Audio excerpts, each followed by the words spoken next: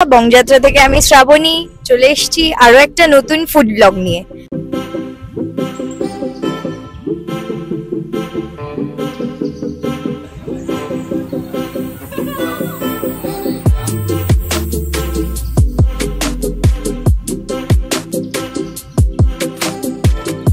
পর আমাদের চ্যানেলে একটা প্রপার ওয়েতে ফুড ব্লগ আপলোড হচ্ছে, অনেকদিন পর হচ্ছে গিয়ে প্রায় 1-1.5 বছরের ওপরে। সেই এশিয়ার পরে আর কোনো ফুড ব্লগ আমাদের চ্যানেলে আপলোড হয়নি।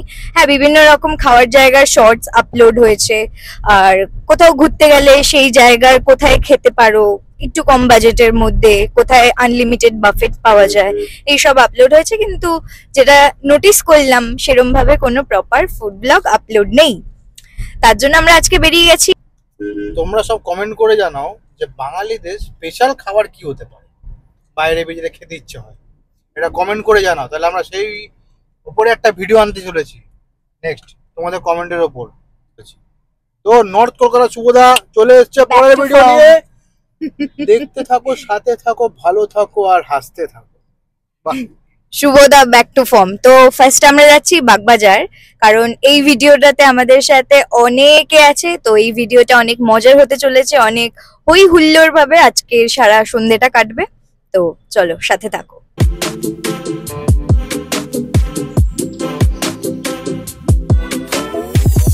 তো আমরা বাগবাজার থেকে ওর সব বন্ধুদের নিয়ে গাড়ি করে বেরিয়ে পড়লাম। আমরা যাচ্ছি সোদপুরের দাদা বৌদির আউটলেটটাতে, তাই আমরা শ্যামবাজার হয়ে বিটি রোড ধরে চলে এলাম দাদা বৌদি রেস্টুরেন্টে।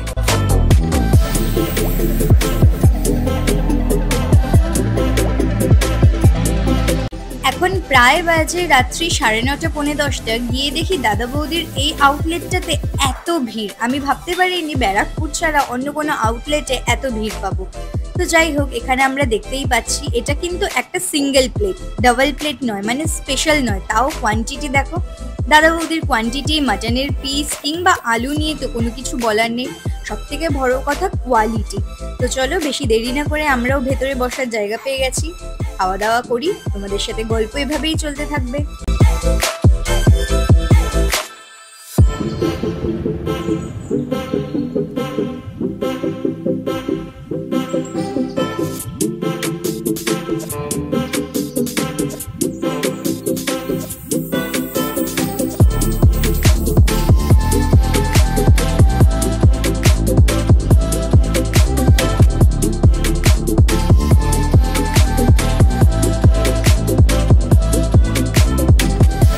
দীর্ঘ প্রতীক্ষার পর আমাদের এখানে বিরিয়ানি চলে এসছে। আমরা যেহেতু 6 জন ছিলাম, তাই 3 প্লেট স্পেশাল মাটন বিরিয়ানি নিয়ে নিয়েছিলাম।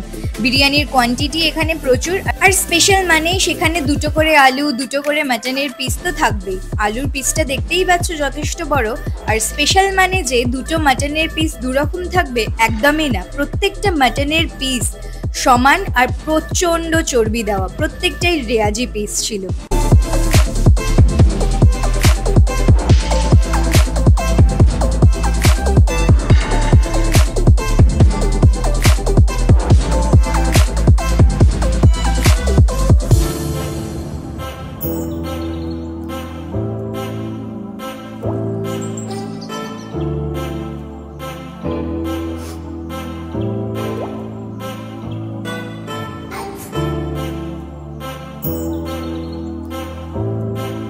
তোমরা দেখলে যে আমরা দাদা বৌদিতে খাওয়া দাওয়া করলাম। শুরুতে আমরা ভেবেছিলাম যে ডিবাপিতেই যাব সোদপুরের, সেটা আনফরচুনেটলি হলো না, বিকজ বহুত ভিড় ছিল। এত লাইন ছিল যে আমাদের লাস্টে বাধ্য হয়ে দাদা বৌদি যেতে হয়েছে। এবং তোমরা একটা জিনিস মেনশন করে দিই, দাদা বৌদি যদি যাও একটু বলবে যে রেয়াজি পিস দিতে, এবং তাহলে তোমরা খুব ভালো পিস পাবে। তো হ্যাঁ, যেমন ডিবাপিতে আমরা এর আগে বহুতবার খেয়েছি, তো ডিবাপিতে আমাদের কখনো বলে দিতে হয়নি যে রেয়াজি পিস বা ওরকম একটু আমরা যেটা পছন্দ করি মাটন পিসে যে একটু তেল থাকবে, একটু চর্বি থাকবে, এটা ডিবাপিতে এর আগে কখনো বলতে হয়নি। বাট দাদা বৌদিতে আগেও বলতে হয়নি, ইদানিং বলতে হচ্ছে। ওদের মাটনের পিসটাও তুলনামূলক ছোট করে দিয়েছে, তো আমাদের বলতে হয়েছে। বাট খাওয়া দাওয়া ভালো ছিল, কোয়ালিটিও ভালো ছিল, কোয়ালিটি আগের মতো আছে, মাঝখান থেকে ড্রপ হয়ে গিয়েছিল।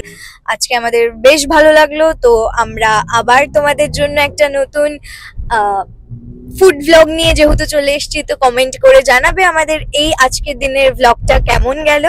তো সবাই ভালো থাকবেন, আমার চ্যানেলটাকে সাবস্ক্রাইব করবেন, আমাকে আরো বেশি বেশি করে ভালোবাসবেন। আর একটা কোশ্চেন রইলো, তোমরা কোথায়, হ্যাঁ, এরপর কোথায় আমাদের দেখতে চাও, মানে কোথাকার রিভিউ তোমরা পেতে চাও, ব্যাস কমেন্টে শেয়ার কমেন্টে অবশ্যই লিখবে। বাই। Tata, good night.